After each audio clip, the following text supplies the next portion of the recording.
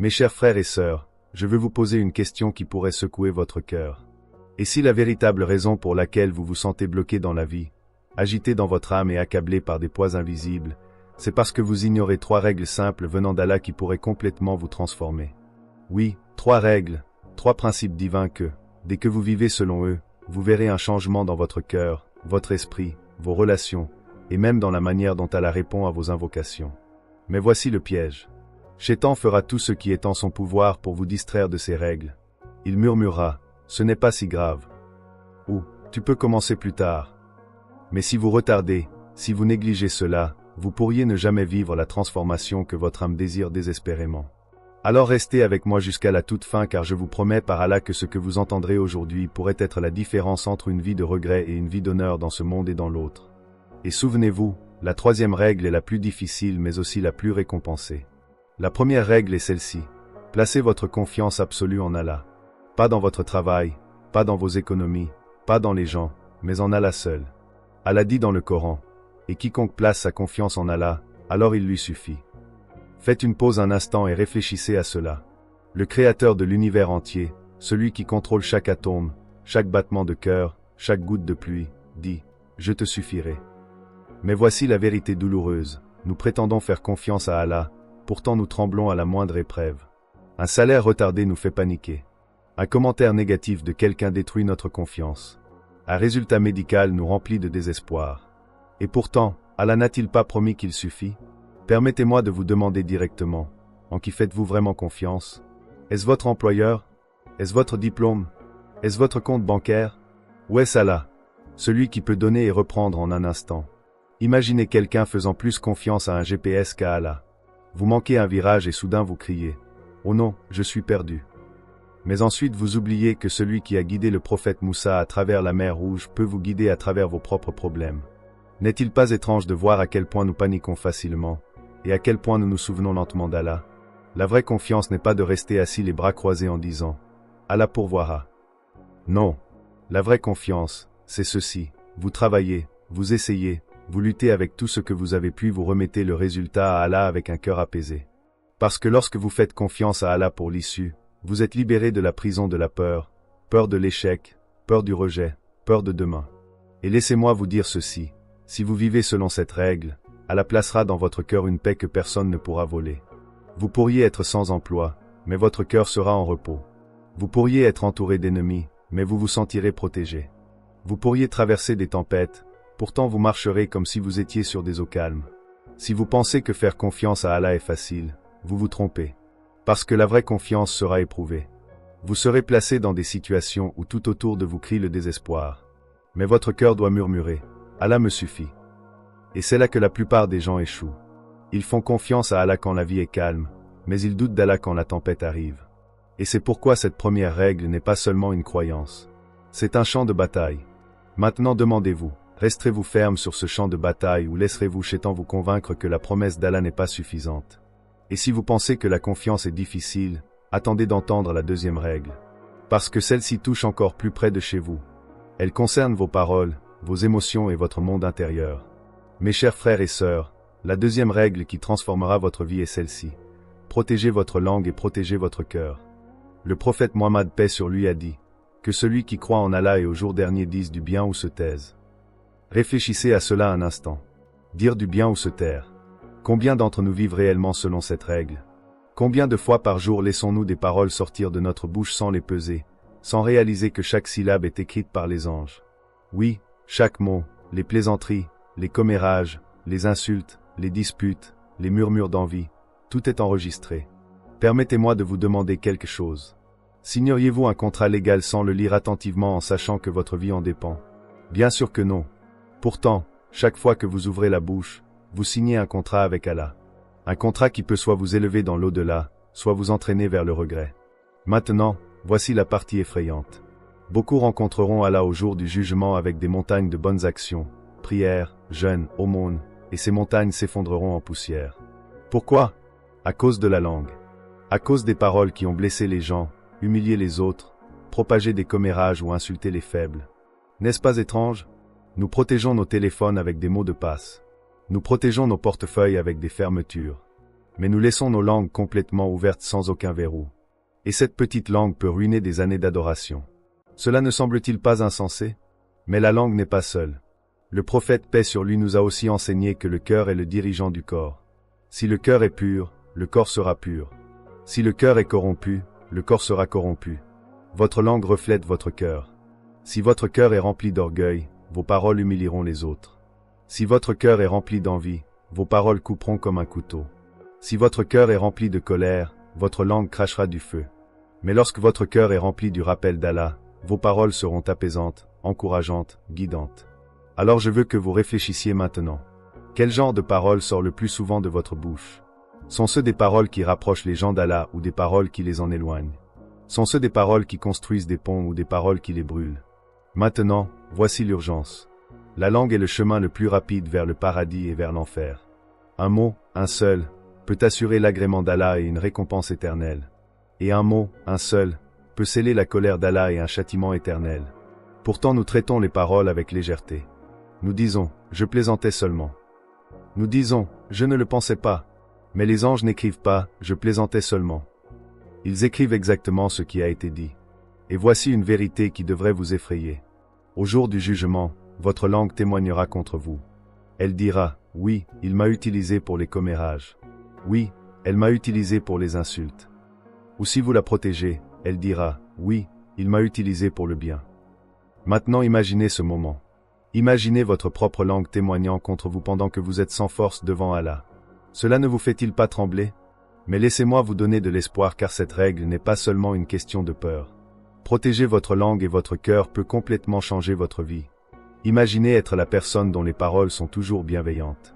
Celle vers qui les gens se tournent pour le réconfort, pour le conseil, pour la guérison.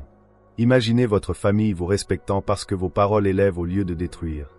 Imaginez-vous devant Allah avec des pages et des pages de paroles enregistrées qui n'ont apporté que du bien.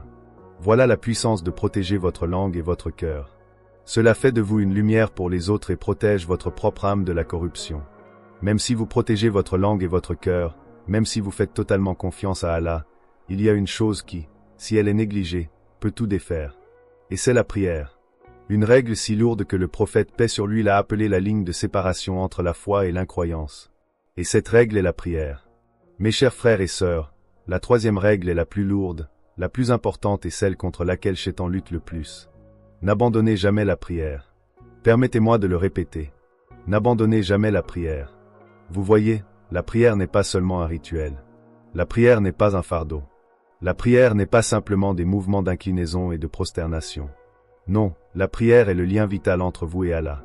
C'est la corde quotidienne qui attache votre cœur faible et fragile au trône du très miséricordieux. Le prophète Mohammed paix sur lui a dit, l'engagement qui nous sépare d'eux est la prière. Celui qui l'abandonne a mécru. Réfléchissez à ces paroles. Abandonner la prière n'est pas seulement une erreur. Ce n'est pas seulement une mauvaise habitude. C'est une fissure dangereuse dans votre foi, capable de faire s'effondrer toute votre structure spirituelle. Alors permettez-moi de vous demander, comment pouvons-nous espérer la paix dans nos cœurs alors que nous négligeons l'acte même conçu pour nous donner la paix? Comment pouvons-nous espérer des bénédictions dans nos foyers alors que nous ignorons la clé même des bénédictions? Frères et sœurs, la prière est la première chose sur laquelle vous serez interrogés au jour du jugement. Si votre prière est correcte, tout le reste sera correct.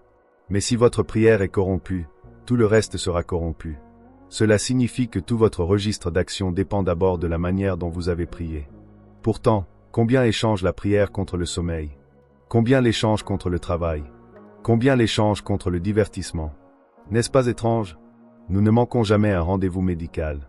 Nous ne manquons jamais un salaire. Nous ne manquons jamais notre émission préférée. Mais quand il s'agit de la prière, soudain nous sommes trop fatigués, trop occupés, ou nous prierons plus tard. Plus tard, dites-moi, et si plus tard n'arrive jamais? Voilà pourquoi abandonner la prière est l'une des plus grandes victoires de Shaitan. Il n'a pas besoin de vous faire cesser de croire en Allah. Il lui suffit de vous convaincre de retarder, de murmurer tu es fatigué, prie plus tard, tu es occupé, prie plus tard jusqu'à ce que plus tard devienne jamais. Et laissez-moi vous dire, mes chers frères et sœurs, lorsque vous coupez la prière, vous coupez l'oxygène de votre âme. Vous marchez en respirant avec vos poumons mais votre cœur étouffe. Vous êtes vivant dans le corps mais mort dans l'esprit. Maintenant imaginez l'inverse. Imaginez prier avec régularité 5 fois par jour chaque jour. Imaginez votre cœur lavé encore et encore comme le prophète paix sur lui l'a décrit.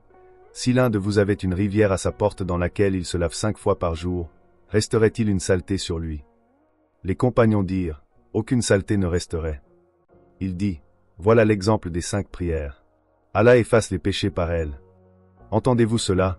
La prière efface les péchés. Chaque prière est comme une douche pour votre âme. Les mensonges, les écarts de langue, les erreurs, l'envie, la colère, tout cela est lavé 5 fois par jour.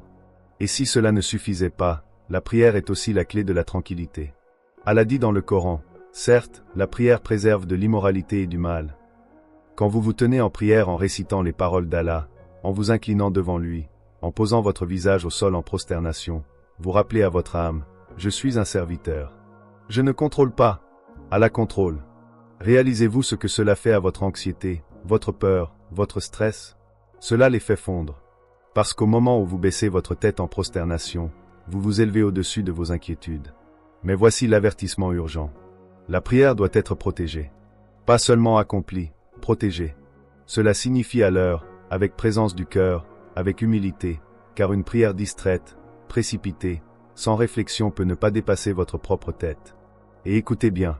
Si vous voulez qu'Allah change votre vie mais que vous négligez la prière, vous demandez une transformation tout en abandonnant l'outil même qu'Allah vous a donné pour l'obtenir. C'est comme supplier pour de l'eau tout en jetant la coupe. Mon cher auditeur, ne sous-estimez pas cela. Si vous vivez selon cette règle, si vous n'abandonnez jamais la prière, Allah ne vous abandonnera jamais. Ces 3 règles, faire confiance à Allah, protéger votre langue et votre cœur, et ne jamais abandonner la prière ne sont pas seulement des règles. Ce sont des portes. Et une fois que vous les franchissez, vous entrez dans une version totalement différente de vous-même. Et c'est ce que nous abordons maintenant dans l'acte final. Mes chers frères et sœurs, nous sommes arrivés à l'acte final. Vous avez entendu les 3 règles. Placez votre confiance absolue en Allah. Protégez votre langue et protégez votre cœur. N'abandonnez jamais la prière. Au début, elles peuvent sembler simples, presque trop simples. Mais voici la vérité. Ces 3 règles sont le fondement de la transformation. Sans elles, tout s'effondre. Avec elles, tout fleurit. Maintenant, laissez-moi vous demander, quel genre de vie voulez-vous vivre? Voulez-vous continuer à traverser la vie agité, anxieux, incertain de votre avenir, noyé dans des péchés que vous pensez petits mais qui s'accumulent chaque jour dans votre registre? Ou voulez-vous vivre une vie où Allah est votre protecteur, votre pourvoyeur, votre guide? Une vie où votre langue apporte la paix, où votre cœur est pur, où votre prière vous élève 5 fois par jour, et où Allah lui-même dit, je te suffis. Parce que voici la réalité. Il n'y a pas de terrain intermédiaire. Vous ne pouvez pas faire à moitié confiance à Allah et espérer la paix. Vous ne pouvez pas laisser votre langue empoisonner les gens et espérer la miséricorde. Vous ne pouvez pas abandonner la prière et espérer les bénédictions. Soit vous vivez selon ces règles, soit vous vivez selon les excuses. Et laissez-moi être direct. Les excuses ne vous sauveront pas au jour du jugement. Ce jour-là, vous vous tiendrez seul devant Allah. Pas d'amis, pas de famille, pas de distraction. Seulement vous, vos actions, et la vérité. Que direz-vous alors? J'étais trop occupé. J'étais trop fatigué. J'allais changer plus tard. Mais plus tard n'est jamais venu. Mes chers frères et sœurs, maintenant, en cet instant même, vous êtes à un carrefour. Un chemin est large et rempli de monde, rempli d'excuses, de distractions, de paresse et de faux confort. L'autre chemin est étroit, discipliné, parfois difficile, mais il mène directement à la miséricorde d'Allah, directement à son pardon, directement au paradis. Et le choix vous appartient. Permettez-moi de vous demander, si quelqu'un vous donnait gratuitement une carte vers un trésor caché, la jetteriez-vous parce que vous êtes trop occupé? Bien sûr que non. Alors comment pouvons-nous rejeter les règles qui nous mènent au trésor éternel au paradis? Cela ne semble-t-il pas absurde? Frères et sœurs, la transformation ne commence pas demain. Elle ne commence pas la semaine prochaine. Elle commence maintenant. Allah dit, certes, Allah ne change pas l'état d'un peuple tant qu'il ne change pas ce qui est en eux-mêmes. Cela signifie que le changement est entre vos mains. Allah attend que vous fassiez le premier pas. Et lorsque vous le faites, il ouvrira des portes que vous n'auriez jamais imaginées. Alors vivez selon ces 3 règles. Faites confiance à Allah en toutes choses. Protégez votre langue et votre cœur comme s'ils étaient des joyaux précieux. Et protégez votre prière comme si c'était votre ligne de vie, car c'en est une. Si vous vivez selon ces règles, Allah vous changera d'une manière qui vous laissera sans voix. Votre cœur ressentira la paix. Votre vie se sentira guidée. Vos péchés seront lavés. Et lorsque vous vous tiendrez enfin devant Allah, il vous honorera, vous élèvera, et peut-être même vous dira, « Entrez dans mon paradis par ma miséricorde. Mes chers frères et sœurs, n'attendez pas. Ne retardez pas. Commencez maintenant. Vivez selon ces règles et regardez comment Allah vous transforme.